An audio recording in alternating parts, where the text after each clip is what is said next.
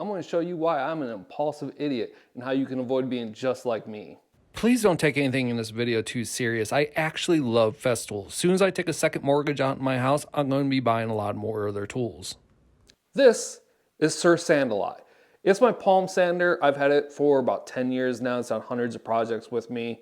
It's done remodels, and unfortunately, it finally died. Farewell, good buddy. It's not all bad news though. Now I get to buy a new one. I get that sweet, sweet serotonin rush to add in the cart. And I'm going to do something I have never done before in my life. I'm going to be smart about it. He, in fact, was not going to be smart about it. So I started Googling the best palm sanders. I started looking up the best finishing sanders. I started watching all the videos. I was trying to do as much research as I possibly could because I wanted to get the best bang for my buck. And that's when I noticed every one of my favorite woodworking YouTubers use the same sander, Festool. So I did the exact same thing you would do. Jumped online, went to festool.com, and was ready to buy a sander. All right, festool.com. How do you spell Festool? Festool? Festool. Okay.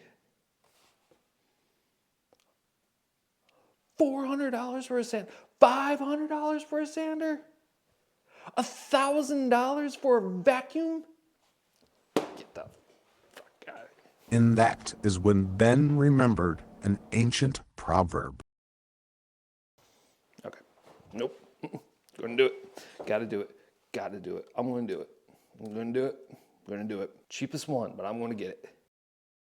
It's here, it's finally here. It's been a couple days, but finally, it's the Festool. What the it's just an ordinary sander.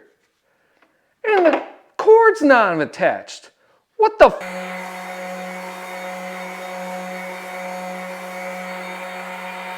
It's just a sander. And the cord's not attached. This guy's an idiot.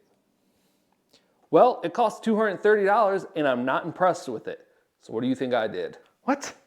Just return it. That's common sense. Common what? Nah, there's none of that around here. Nope. I doubled down.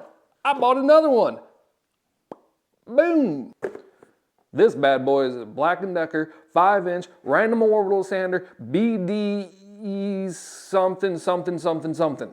But let's clear this up. I'm not sponsored by Black & Decker. I'm not sponsored by anybody. If there is anything sponsoring me, it's my maxed out credit card.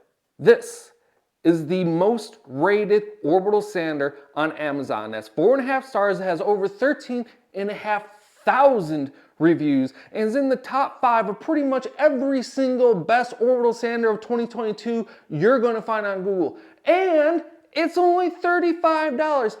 And the best thing, it's got its cord attached. See, Festool? Not that hard. See, Festool? This guy is an absolute idiot.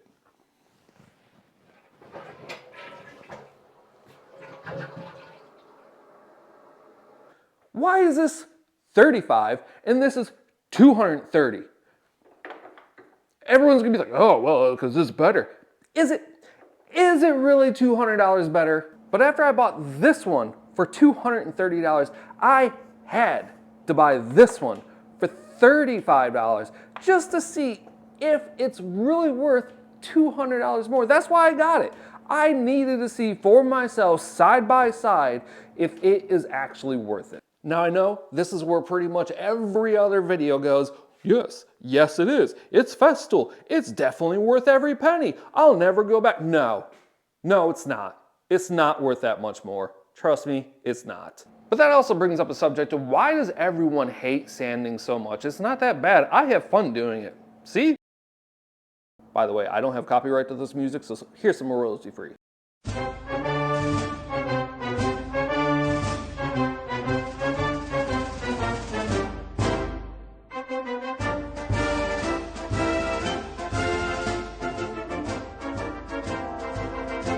And if you think I'm done crapping on Festool, not even close.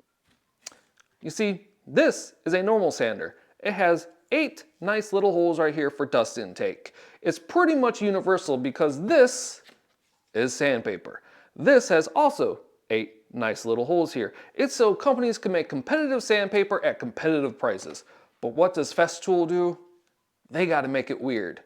Because Festool is the Apple of woodworking projects. Now, Apple has to do everything just a little bit different, so you had to buy all their insanely marked up products to be compatible. Now, don't get me wrong, I really don't have anything against Apple. This is actually being shot on an iPhone.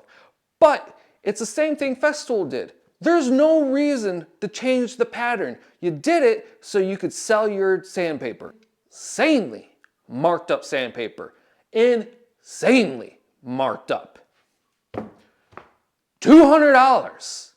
But you get a nifty little box. I will admit, this is a very nice sander. It is better than the Black & Decker in every way, but it's not $200 better. That's what I'm getting at. It's not $200 better. All right, so bottom line, don't be like me. Don't impulsively buy some insanely expensive sander thinking it's gonna be something magical. It's not. There's only really one thing that touches the wood when you're sanding: the sandpaper. So get a decent sander, get some really good sandpaper, and your projects are going to come out perfect. So get a decent sander, get some really good sandpaper, and your projects are going to come out perfect. That was just dumb.